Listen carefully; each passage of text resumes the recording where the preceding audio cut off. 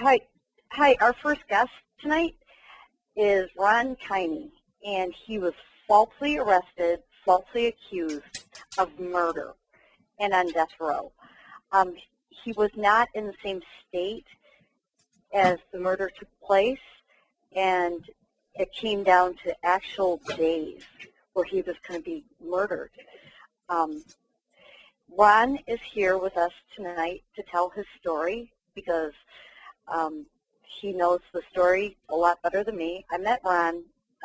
He works for the Witness of Innocence Project, and I met Ron in Troy, Michigan at the Innocence Project, Cincinnati, and I was invited to Philadelphia to meet some of the other falsely accused, arrested, convicted murderers that were finally released, some 35 years.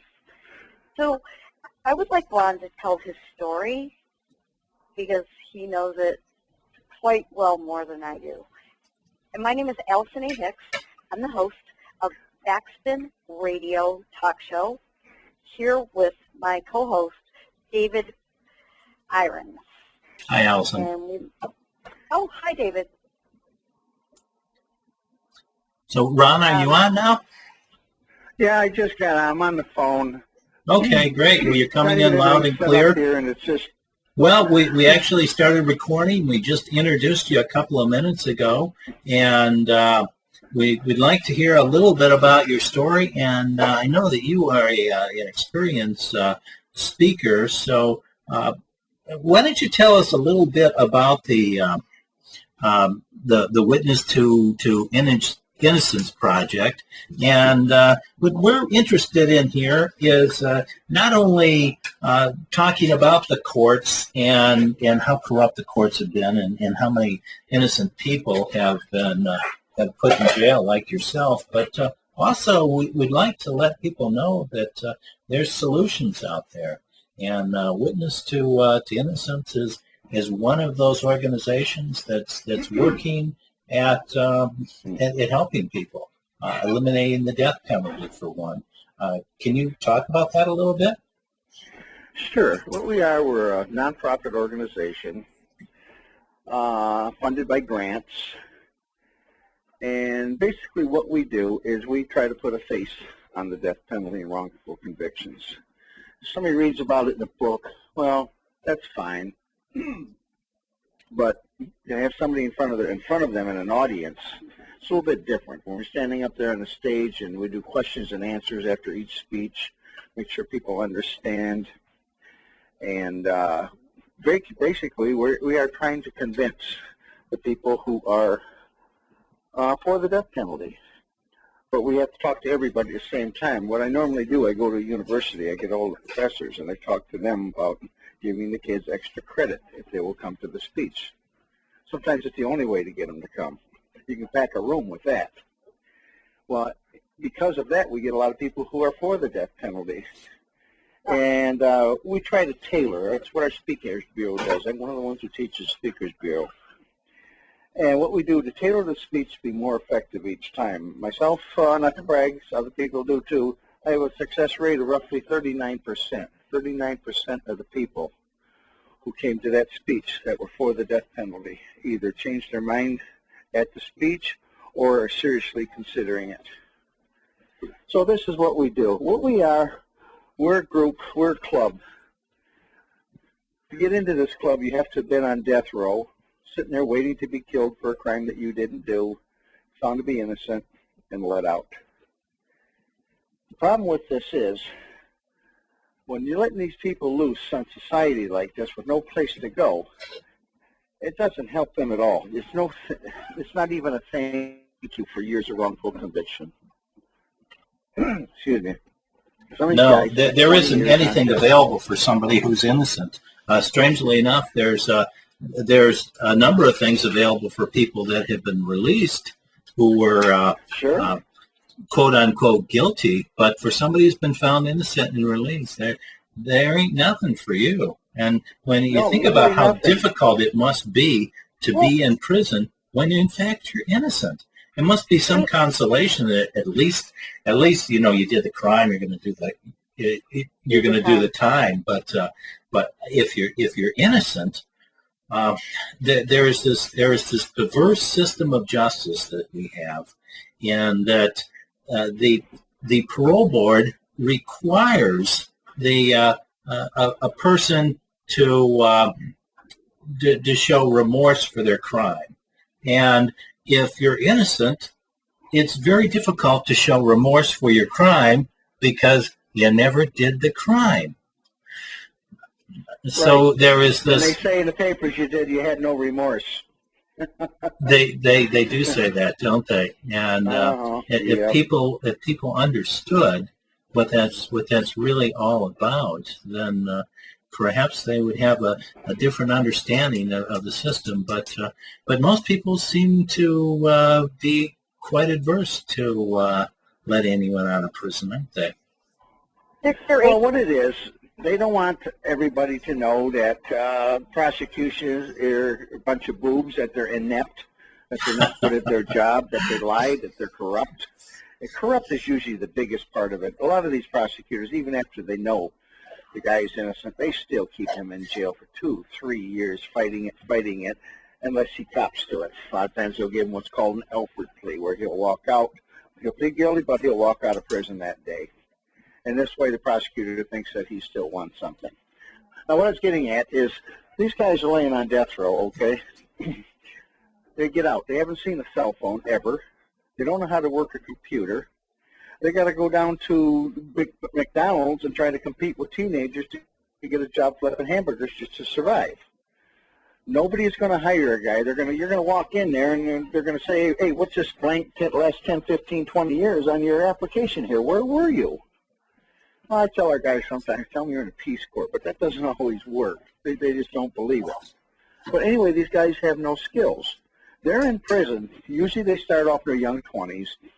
In there, at the time where other people are learning their career, they're getting a college education, they're going to trade schools, they're learning a trade, some type of a skill.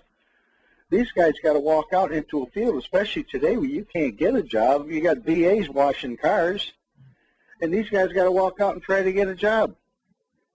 And it's very, very hard with the depression and what they've been through on death row. Nobody walks off of death row without post-traumatic stress disorder. Nobody does. Some people carry it well, some don't, but nobody does. A lot of depression. And because of that, we have a lot of guys that are turning to alcohol, drugs, recidivism, and even suicide. My best buddy, who was with me on death row, committed suicide right after he got out. What Witness to Innocence does, we try to get these people into our fold. When they're going to get out, I'd like to meet them there with a little check. Here's some money to get started. Here's who we are. We're going to invite you to a meeting. We're going to pay all your expenses. You're going to come here, and you're going to learn from the other exonerees what's going on. And they're going to meet a whole bunch of other people who went through exactly what they went through. And it's quite an effect, quite an effect. We have a club. We have a place to go. We have a harbor light, a beacon for somebody to go. And basically, you're having trouble with the alcohol, you're broke, don't go pick up a gun, don't go sell some dope, call me. Call me. We have an emergency fund set up. Through our Speakers Bureau, our guys have all agreed unanimously, part of our speakers' money goes into an emergency fund. Any one of our guys that is having a problem, all he's got to do is ask, and we send them the money. That's basically what we do, but we train everybody to end the death penalty, to stop this from happening to other people. And we do this also, not for us now, it's not about us, we're out. We do this for the people that we left behind and the people that are going to be killed here in the future. Well, that's extraordinary. You know, it's amazing that more people don't commit crimes after they spend 20 years in the college of crime. But it goes to show you that if you have the support, if you have people that care about you. I was involved in a prisoner reentry program through the Catholic Church, and the success rate was very high. But what it comes right down to, if you got somebody that cares about you, then you have a much better chance for success. These guys get out of prison, their wife has left them, their children have gone, their families left them, and they're dumped on the street in front of the prison. And of course, in your case, they're let out. They've been found innocent. But if in the case of parole, they just tell the guy, well, we'll see you next week, Joe. Don't want to lose a good customer. And frankly, they're set up to fail. Right. That's the way the system works. Why would you want to lose a good customer? Right. Exoneration, they push you out the back door, and they try to bury you in the cat box of the justice system. So nobody sees you. Nobody knows about you. That's what they try to do. Can I cut in for 1 second? Can you guys hear me? Sure. Yeah. By the way, how the hell are you? Oh, I'm doing great. There was an article in USA Today on September 26, 2012. Wrongfully convicted. Only a ticket home. Government frees inmates, but offers nothing. And that's proof. I mean, it's in writing in the newspaper. And that's what they do. They shove people like the people that we met in Philadelphia. I think I met you 3 times. Once in Troy, once in Cincinnati, and once in Philly.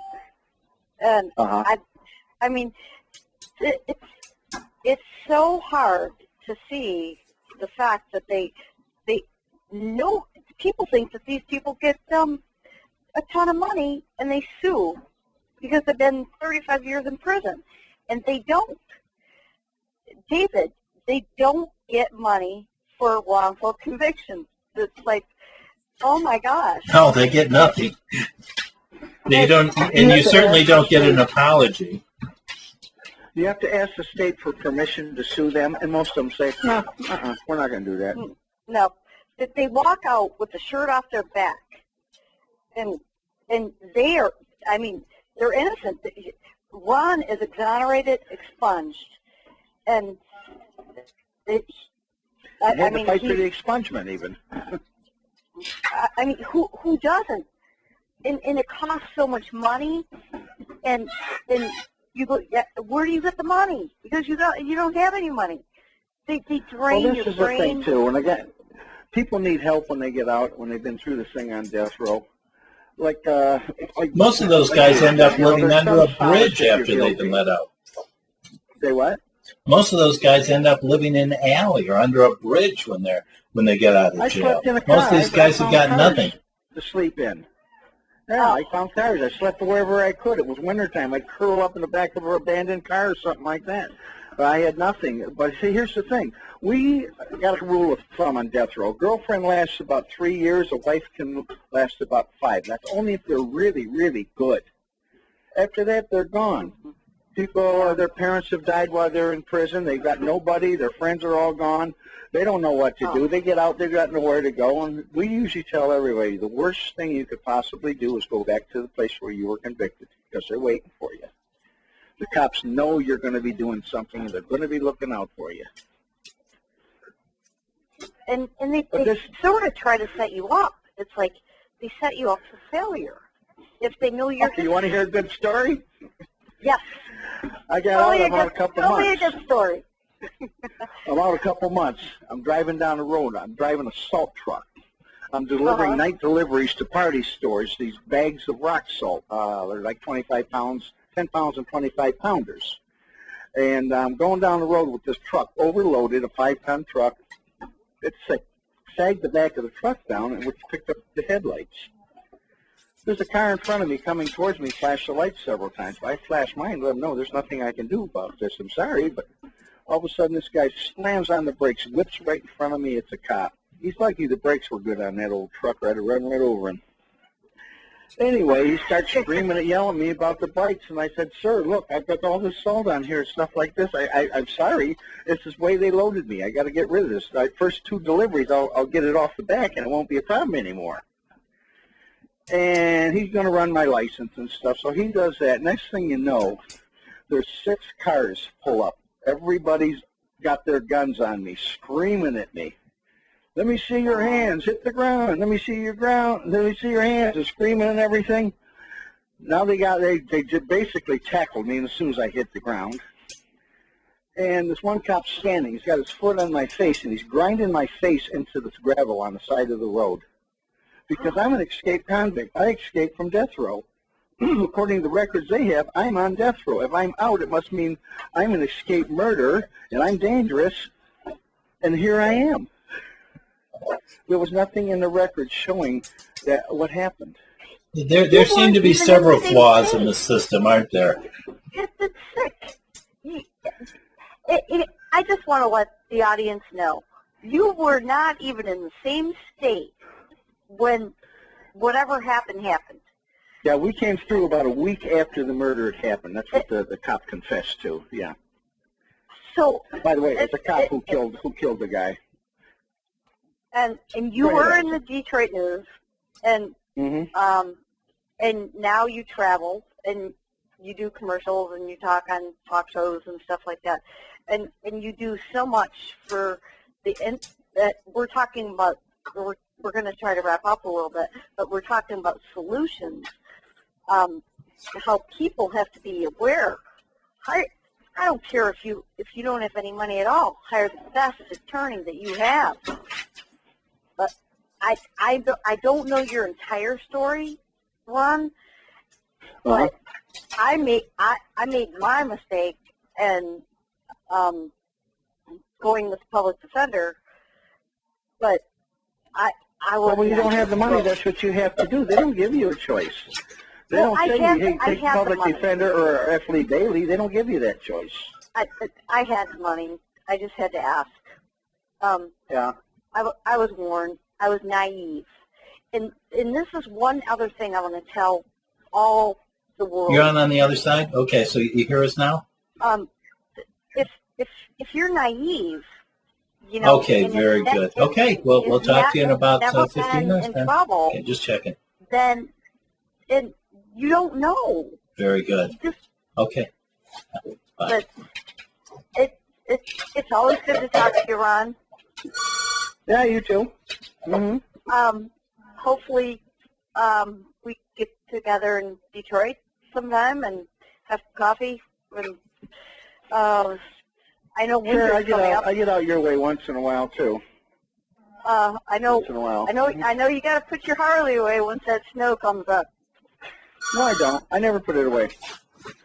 I don't. Hey, by the way, how is Ray Crone? How is he? He's fine. Yeah. He moved to Tennessee. I mean, he's doing fine. Cool. He's such a they're great. getting married. He's such a great guy. He was a 10-year person that was wrongfully convicted in Arizona. With Sheriff Joe Arpaio, same state as me, 2 years with no light. With no light in seclusion. Ray Crone is one of my heroes, and his cousin that wrote the book that found the real killer. That was one of the best books I ever read. I mean, he's amazing. He's like he acts like not like me. Like I go out and I get mad. I'm like, that damn Sheriff Joe Arpaio. But he goes out with a different attitude. You know, he just put it behind him, and I think that's what we all need to do.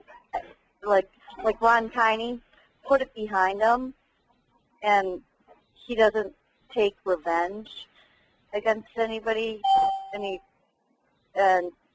that would be useless. Yeah, I mean we're all victims of the system. There's a percentage that's getting higher, but there are places that we can go. Like, once again, could you announce where you work, Ron? It's the Witness to Innocence Project. So, no, it's not a project. Organization. Organization. So there is places, David, where people can go to get help. Well, death row. We only take death row exonerees. Yeah, but there's Laura Caldwell that helps people, and you know when I went, and our next guest is going to come on, Julie. She's going to tell her story, which is horrific. Hers is only one of several that is, she's got her life back together. Julie Baumer, great gal. I met her in Troy, Michigan, and that so many people get it right back together, and some people don't. And I think if you... The people who have close family that have people helping them out seem to make it. Guys who don't, they're out there struggling, They don't have anybody, those are the ones that falter. Those are the ones that really need some help. But see, they come out with so many different problems, so many issues. You know, they don't even have a job, can't even eat. I ate macaroni and cheese for like a week, 2 weeks, because it's all I could afford. These guys like that, they can't afford $200 an hour for a therapist to fix them. Most of them don't even know what's wrong or anything. They just know life is really, really bad right now. They thought it would be great when they finally got vindicated, and they walk out and no, it's not. It's not. It's not like getting out of Vietnam War. I mean, in some ways, some people get out of that and they walk out and they're fine, and some people don't. Yeah. We know the difference, and I think that was a great comment. Are we still online? Are we still on? We're still online. Oh, okay. Okay. All right. Okay. I hear beeping. Is that somebody else coming in, or I'm not sure what that is? Do we have Julie on the line? Julie is on the line right now. She's muted out, and I told her she'd be on in another 10 minutes, but would you like to speak to Julie now? Yeah, Ron, do you have anything else to say? Sure. I could talk all night, but go ahead. I'm not going to hog it, Try to shut me up, I've never had a problem with my right to remain silent.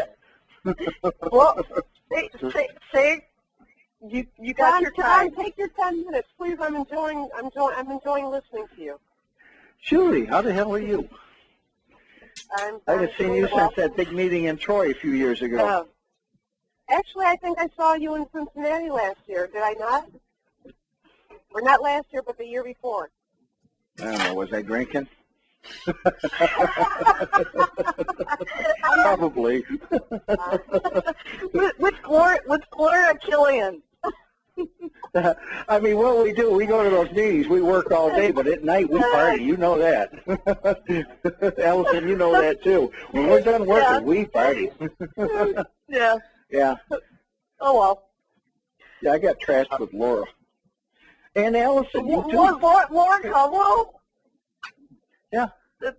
The major speaker. Well, I'm still in touch with Bill Clutter that works out of Illinois. Yeah. He worked on Steidel's case. I know. And he helped Julie Ray Harper get off. And that was that was a huge case. Oh my gosh, that was 11 years. Yeah. Bill Clutter is, that works for the Innocence Project. He takes only certain cases, and the cases he takes, he works.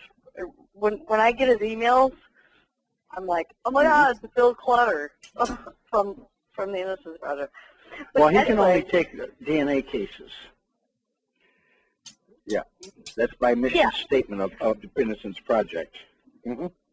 So that leaves about another 90 to 99% of the innocent people in jail who have no immediate means of getting out. That's one of the things we want to address in this program. If there's been no body contact in the crime that you're accused of, you're probably going to do every bit of that time that they gave you, wrong or right. That's the problem. They go by DNA, and now it's perfect. I don't want to tell you how people do this on the phone, but there's a way also they can use it against you. They can convict an innocent person with DNA. But if you're lucky to have that in your case, that's great. But see, in murder cases, there isn't much of that. You know, there's not much DNA. It's usually a murder, a drive-by, a shooting, a robbery that went wrong, something like that, roughly 11%. But as far as rape cases and child molestation, stuff like that, if they have that evidence there, they can, you know. But what happens in a lot of these cases, though, when you start to prove it, they won't give you the DNA. Hank Skinner on death row in Texas been fighting for 14 years. He's in court just to let them test the DNA, and the prosecutor says, no, we're not going to let him test it. Bullshit, we're not going to do it. And they fight and fight, and a whole bunch of other cases. And then what happens in a lot of cases, when they come, okay, we'll give them the DNA, then all of a sudden they can't find it. Now it's missing. Some of these cops are just as corrupt as these prosecutors. Now, people think prosecutors aren't corrupt, but they are an incredibly corrupt bunch. We have a law called Brady versus Maryland. This law case came out in 1963, which basically says all evidence will be given over to the defense team, especially that which is exculpatory. That'll prove that he didn't do it. But there are so many violations daily by these prosecutors. They're prosecuting people that they feel broke the law, yet they're breaking the law many times daily themselves doing this stuff, but they're immune from prosecution. There's something wrong with that. Like Andrew Thomas from Phoenix, Arizona, that got disbarred for a notch on his belt, and then he's back in the limelight again.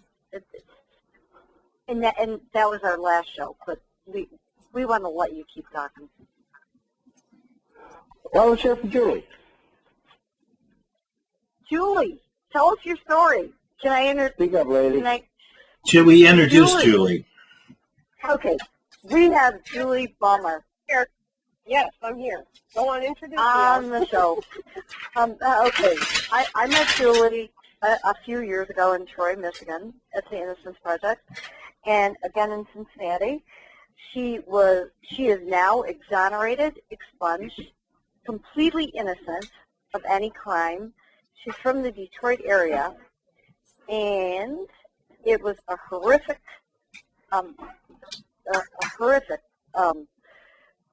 crime that she was accused of. Falsely arrested. Very young. She can go ahead. She doesn't have to tell her age, but it probably destroyed several years of her young age. And she's a very cool girl.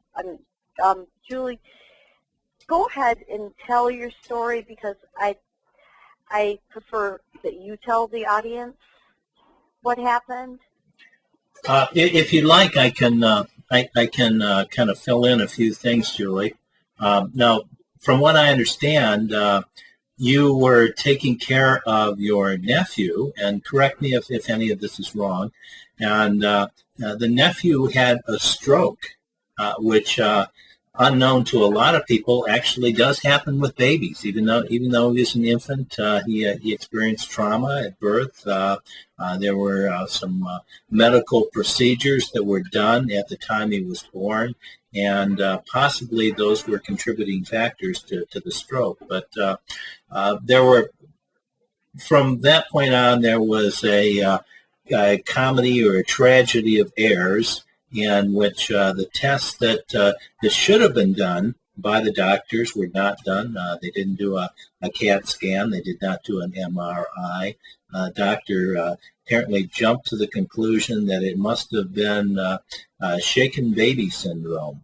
And once that happens, it seems like once the system has identified the bad guy, then all the resources go towards, at that point, getting that person in jail. And despite the fact that there's tunnel vision, exactly, despite the fact that there was an enormous amount of exculpatory evidence, that apparently was not used.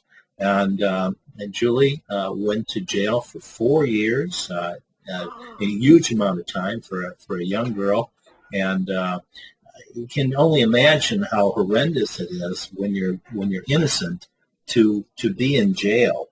But fortunately for Julie, and it's rare nowadays, there was a dedicated group of lawyers that managed to free her, and they calculated they spent, I believe, $150,000 in legal time and fees that they had charged for it, in expert witness testimony, and there's very few people that would have the time or the resources to do that, and certainly the public defender doesn't have those sort of resources. So, Julie, tell us, are there any changes that you could recommend that could be what went wrong, and what should have been done in your case? Can you speak about that?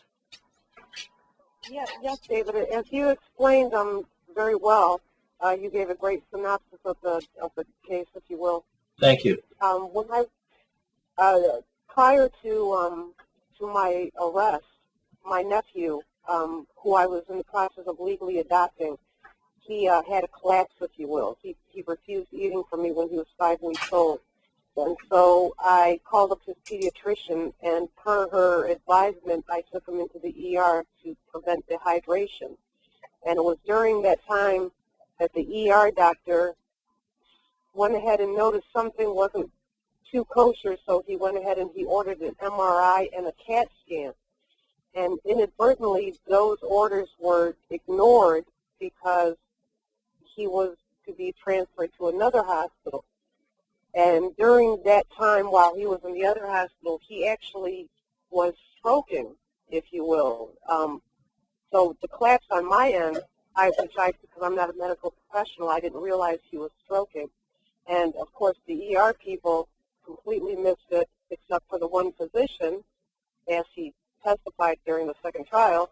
Anyhow, they decided to go on and do an MRI when he was at the second hospital, and they noticed bleeding on the brain. And so they immediately assumed, because I was the primary caretaker, that he was shaken and that I was the one who shook him. So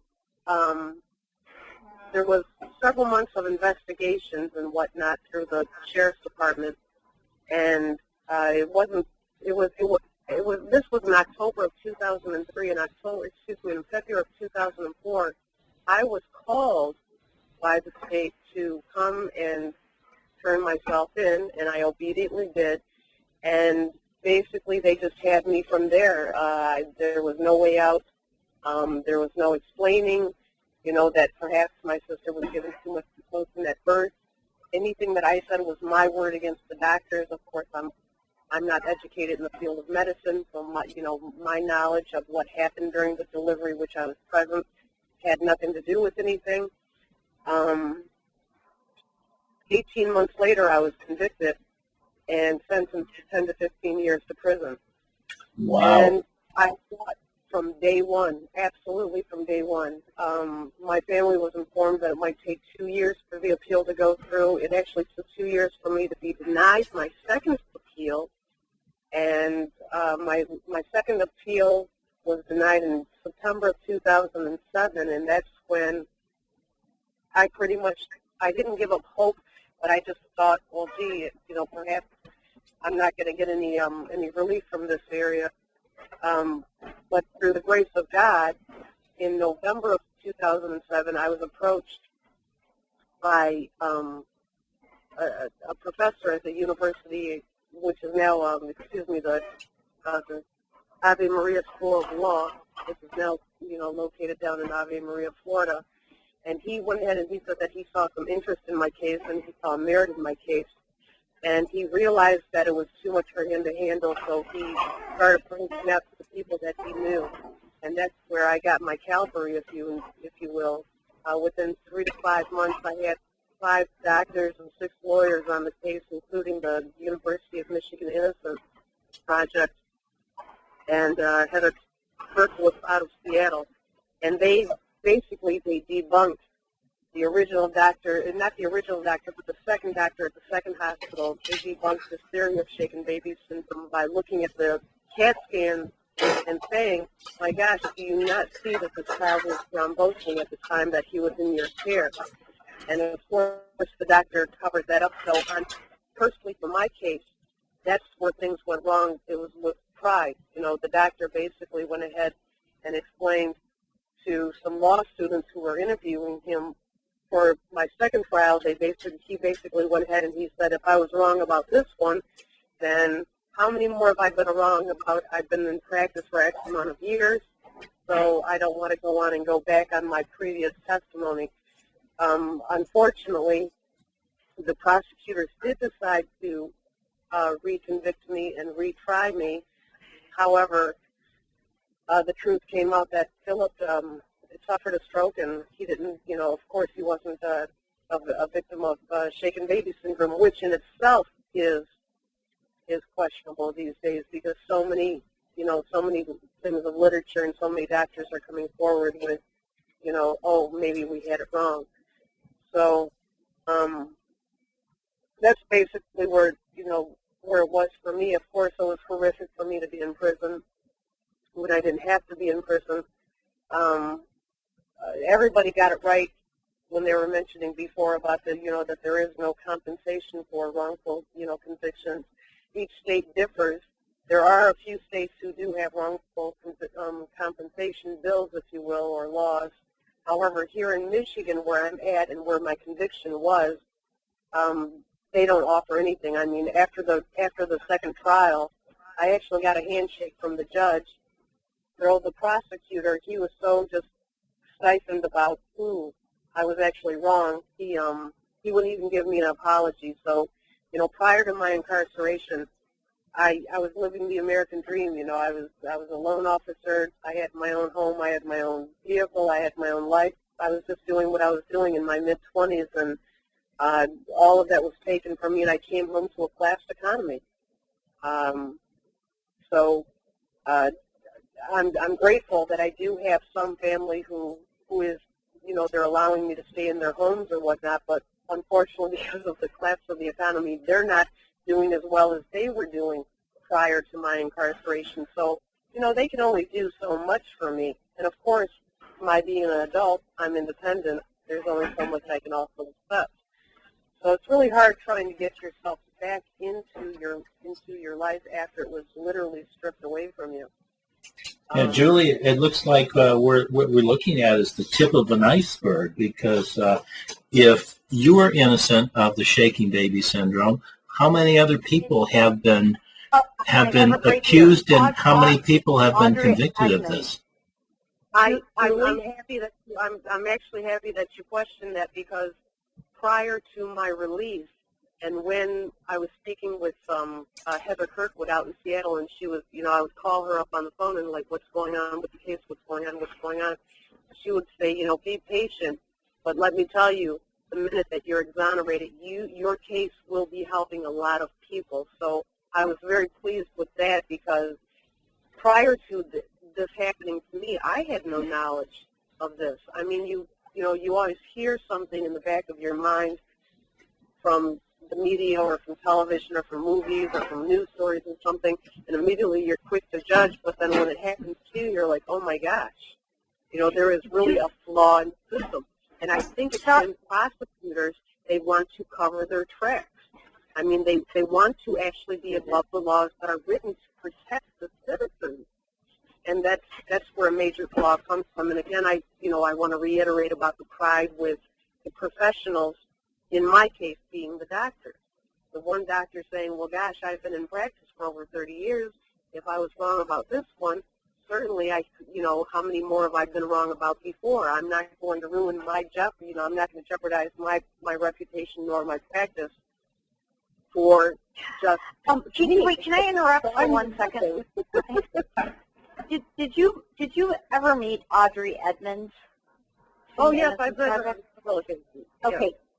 Same case, a shaken baby syndrome.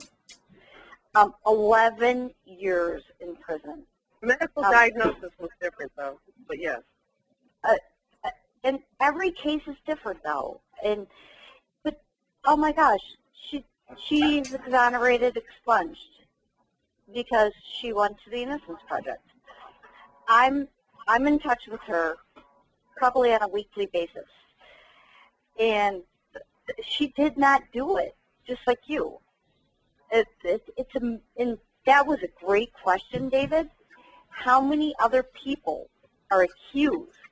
I don't even want to go do pet sitting for dogs, because if something happens to a dog, I might get accused that the dog got like run away or something. You know. All right, here's what we got. We got if I can get in here a second. What we got? Like traumatizing. I myself, you know, I'm right now very much underemployed because I could never go back to my previous profession. And a lot of people can't, because that's just the way the economy in the world is working right now. But I've had a couple of job offers that have worked, you know, either in home health care or something very similar, babysitting. And a red flag goes up, and it's like, you know what? If I was accused of something with my own family, oh heck no, I'm not going to go through this with somebody that I don't know. I mean, so it is very, very detrimental to the psychologically as well, you know, the psyche as well. What we got a system here. We got a system that basically nauseates the people that it was designed to protect. It's flawed, it's corrupt, and as long as we can't trust people, and which is what it is. The system basically on its own is good, but when we've got people corrupt in the high power of prosecutors and things like that who purposely do these things to people, I mean, what's our answer going to be? We give them the power, we can't take it away from them. The prosecutor, by the way, is not really, doesn't mean he's a good prosecutor. Most prosecutors, you only ever hear from them if it's a major case, it's a high-profile case. A lot of them don't know much about the law.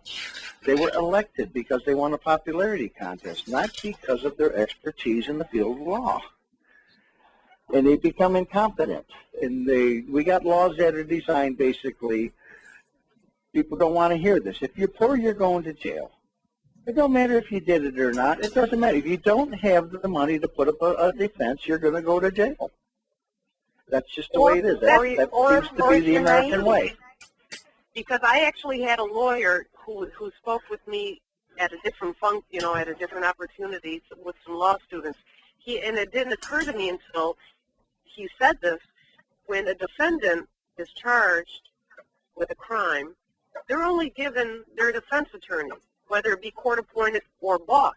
But the state, they have every resource. They have every lawyer, every doctor, every professional, every expert. They have everything to their disposal, but the defendant... Let me give a little quip here. They paid, in my case, a forensic pathologist who later admitted that he lied, by the way. They paid him $50,000 for his testimony on the stand. The prosecutor did. Now, being indigent as we were, we had to have a public defender. Now, when you have, I call him an offender because, yeah, sometimes it is.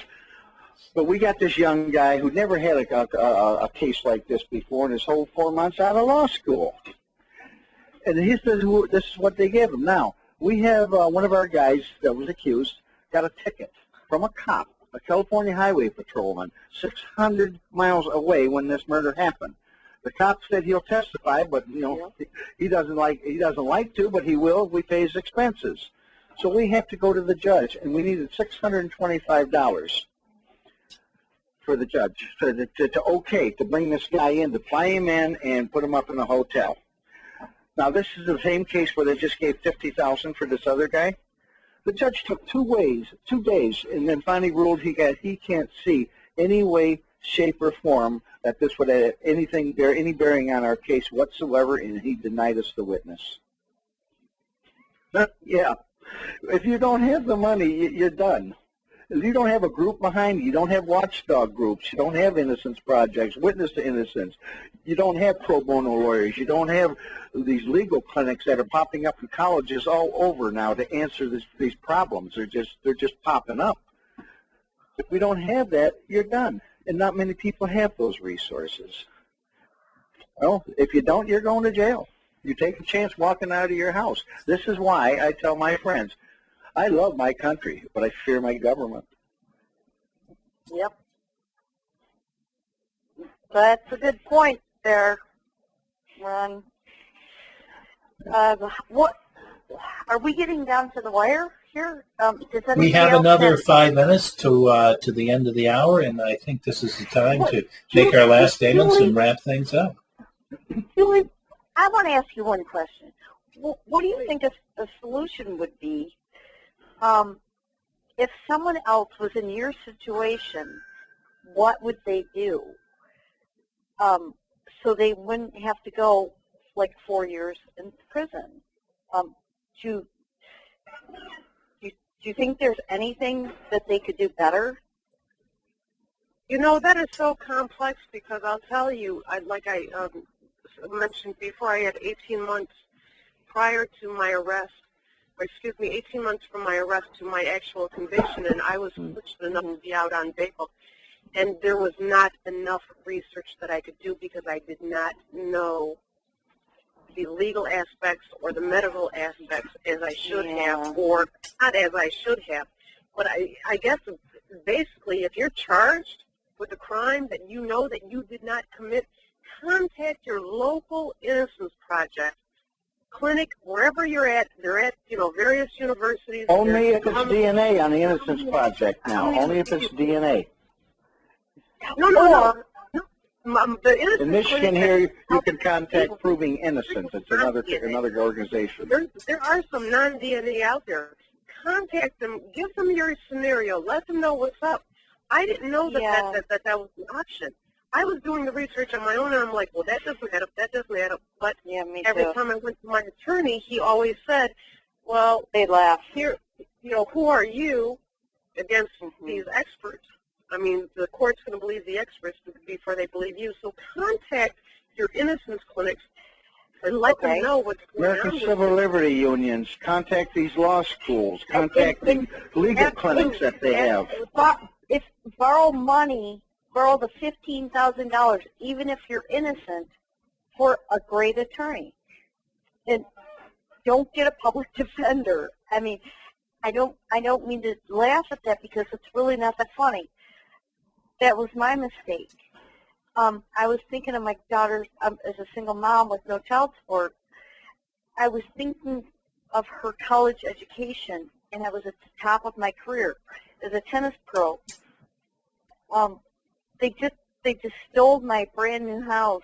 They walked in, they stole everything from me. They saw my SUV. They saw no drugs, no nothing. And I got nailed for being in. I went to a counselor, and she said, borrow $15,000.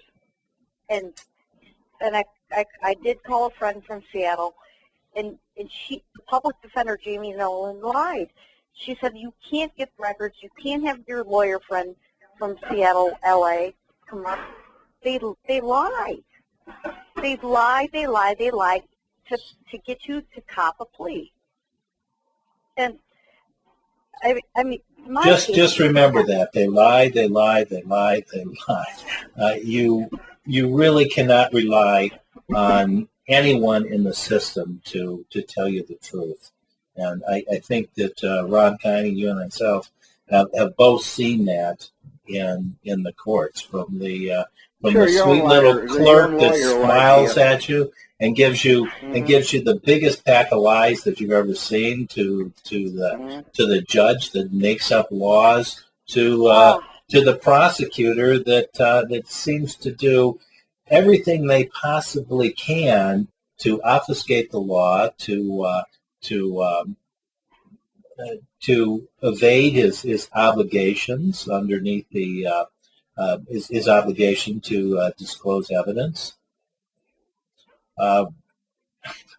Everybody in the system really has a perverse incentive, which is to prosecute as many people as possible. But in fact, their real obligation is for you, Ron Keine. You are everyone in that courthouse has taken an oath to uphold your constitutional rights. That is their first obligation. How come when we get on a stand we got to swear on the Bible, but the lawyers don't? What's up with that? You know, there is a cure for all this. Okay, there is a cure. All right, it's out in left field, but there's a cure. The reason that the prosecutors can keep doing this and keep getting away from it is because the Supreme Court gives them a complete veil of immunity. And they keep reiterating that all the time. We just lost a big case, Connick versus Connick versus Thompson, which again said the prosecutor basically do whatever the hell he wants, and there's nothing that you can do about it. You can't touch him. Now, if these prosecutors were called on the line, said, hey, you lied in a misdemeanor case, that's a misdemeanor for you. You lied in a felony case, you're going to prison, buddy. You know, you got to stop breaking the law. You got to stop lying in these cases. Until we get some type of a check and balance system in our court system, it's not going to work, and innocent people are going to keep dying, and innocent people are going to keep going to jail, and the families are going to keep being ruined only because a prosecutor wants a feather in his hat. And going on welfare and causing taxpayers money when it could be going to schools. That's a good conservative argument. Mm-hmm. Every time they do this, they also ruin a family. It's not just the inmate. It's just not the guy in the death row or the person doing 10 years in prison, all right? They ruin their whole family, everybody involved in it.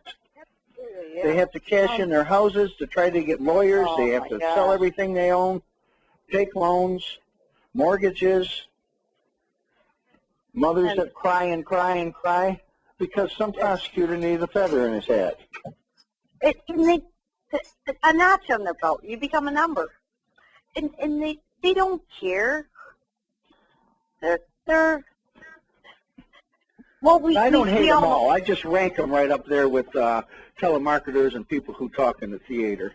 But I don't hate them all. You know what? If I got a job, when I go to Quality Dairy, and I go or Target, and you return something, they're so nice.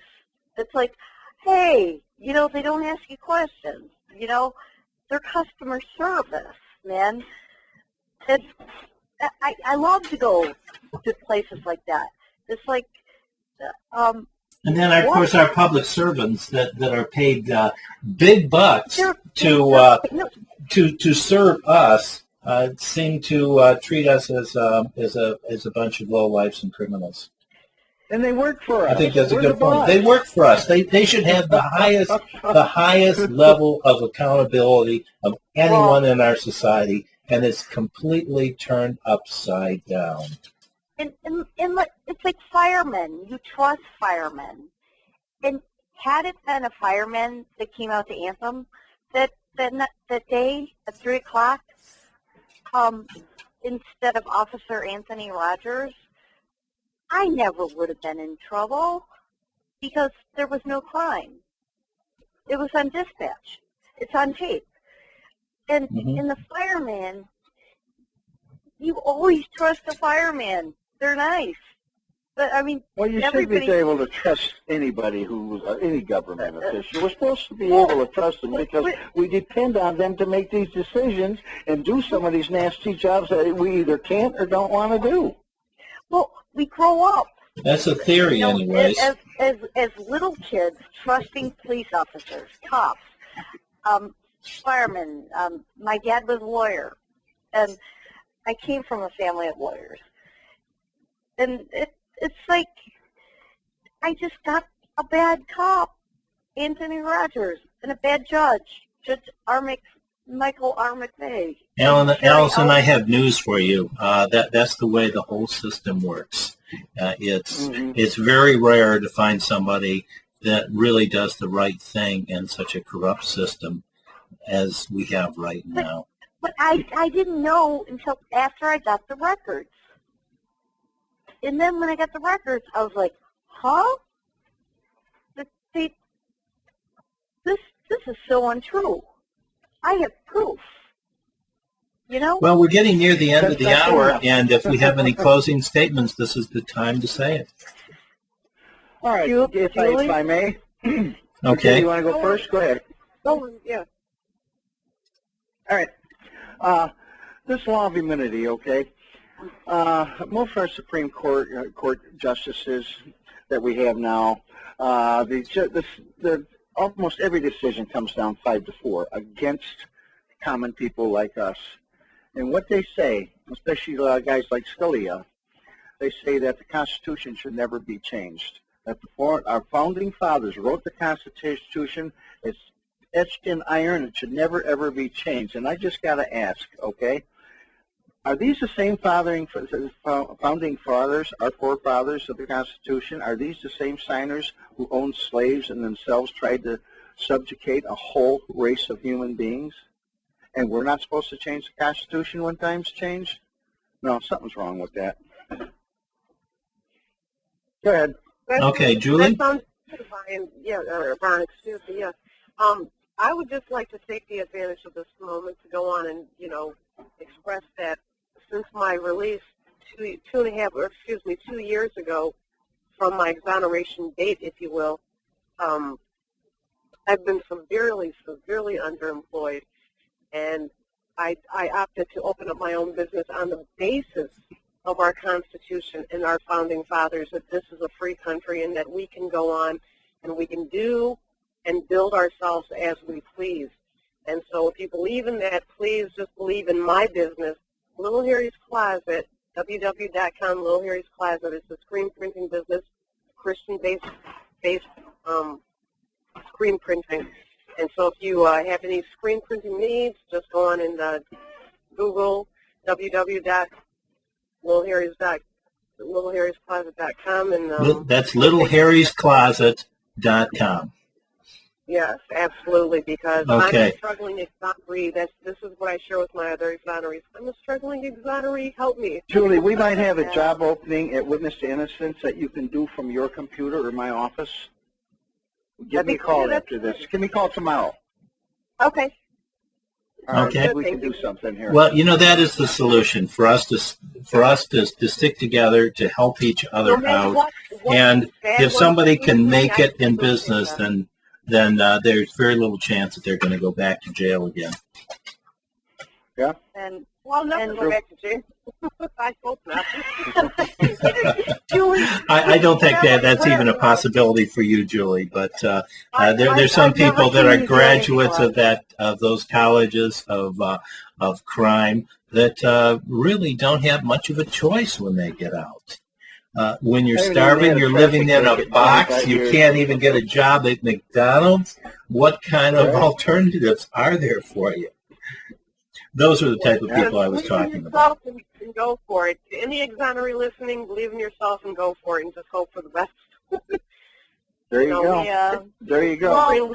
Well, don't wait for a handout. Don't be a victim. Go, just get off your butt and get up and do it. Take advantage of what our founding fathers did for us, and do it.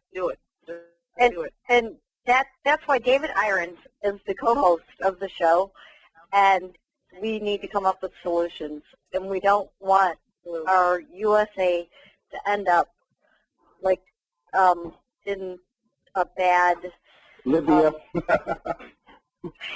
Yeah. Maybe. We need that. I don't study politics that bad. But okay. I think we had a good show tonight, and thank you as the host, Alison A. Hicks. This will be on YouTube and posted if we all agree. Sure, David, I don't care. Yeah, I'm fine.